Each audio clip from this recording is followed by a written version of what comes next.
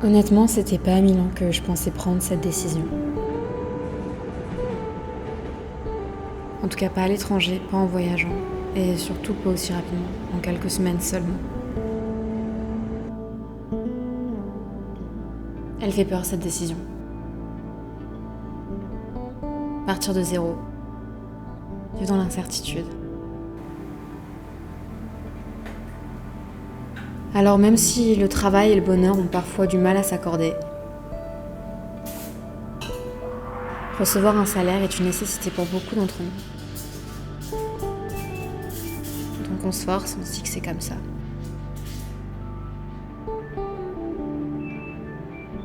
Mais je veux plus. En fait, je peux plus.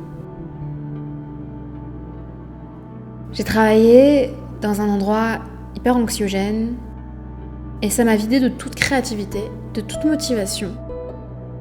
Et tout simplement, j'étais triste en fait.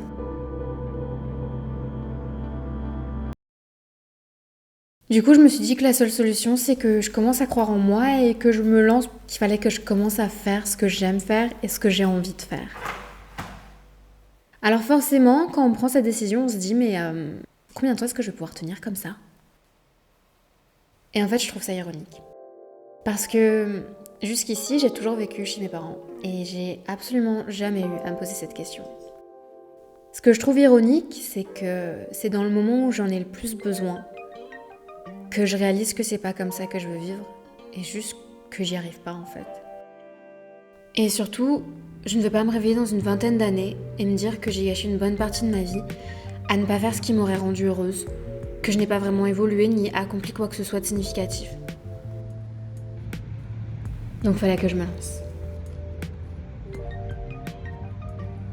Bon, en réalité, j'ai pas vraiment démissionné, j'ai seulement réduit mon contrat par moitié, mais rien que ça m'a tellement fait du bien. Je suis moins fatiguée, moins anxieuse, je me sens moins surchargée et surtout je me sens plus créative et productive.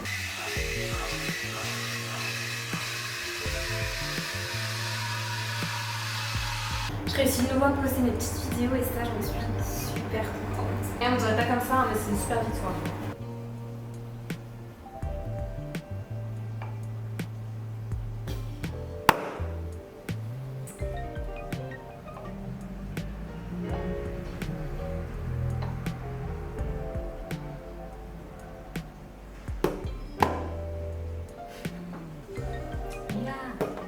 Mira questo, magnifico, non è? Voilà. Bon, pas magnifique, mon lait est beaucoup trop mousseux, mais c'est pas grave.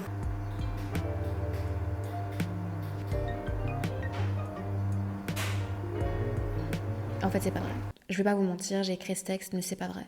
J'ai continué à travailler dans ce café, jusqu'hier en fait. Je suis encore censée travailler là-bas, mais c'est plus possible. Mais je pense que là, c'est plus une question de travail en soi, c'est juste une question d'environnement. J'étais moins anxieuse les jours où je travaillais pas, en fait. Les veilles de quand j'allais travailler, c'était la terreur. Le jour où j'allais travailler, j'étais fatiguée. Et à chaque fois qu'il y avait des embrouilles au travail, c'était de plus en plus compliqué. Et là, je ne peux plus. I can't. It's taking too much out of me. I can't do this no more. Quand j'ai réussi de nouveau à poster mes vidéos et ça, j'en suis tellement contente et en réalité assez fière. Je vais pas vous mentir.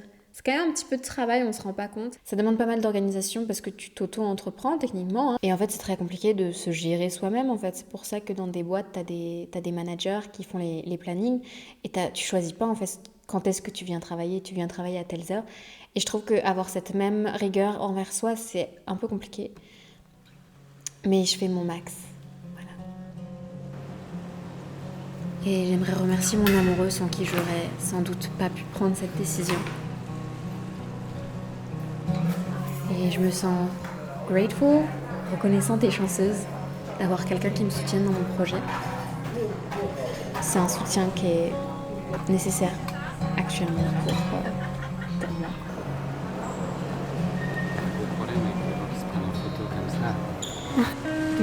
enjoy your cappuccino? I enjoy my cappuccino. Mais voilà, je me lance, disons pour de vrai cette fois-ci.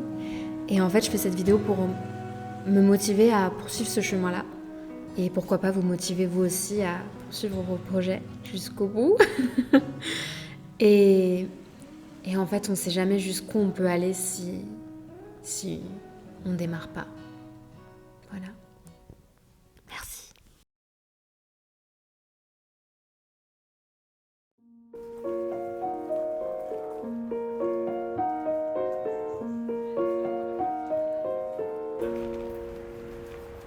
J'aime les gens qui doutent, les gens qui trop écoutent leur cœur se balancer. J'aime les gens qui disent et qui se contredisent sans se dénoncer. J'aime les gens qui tremblent, que parfois ils ne semblent capables de juger. J'aime les gens qui passent, moitié dans leur godasse, et moitié à côté. J'aime leurs petites chansons, même s'ils passent pour des cons. J'aime ceux qui paniquent, ceux qui sont pas logiques, enfin pas comme il faut. Ceux qui avec leur chaîne pour pas que ça nous gêne font un bruit de grelot. Ceux qui n'auront pas honte de n'être au bout du compte que des ratés du cœur. Pour n'avoir pas su dire délivrez-nous du pire et gardez le meilleur. J'aime leurs petites chansons, même s'ils passent pour des cons. J'aime les gens qui n'osent s'approprier les choses et encore moins les gens. Ceux qui veulent le bien-être qu'une simple fenêtre pour les yeux des enfants. Ceux qui sans oriflamme et daltoniens de l'âme de couleur. Ceux qui sont assez boire pour que jamais l'histoire leur rende les honneurs. J'aime leurs petites chansons, même s'ils passent pour des cons. J'aime les gens qui doutent, mais faudrait qu'on leur foute la paix de temps en temps.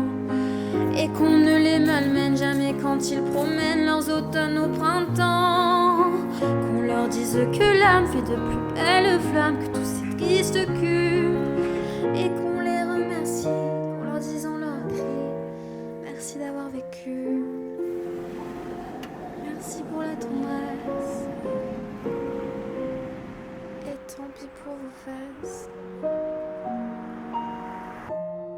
qui ont fait ce qu'elles ont pu.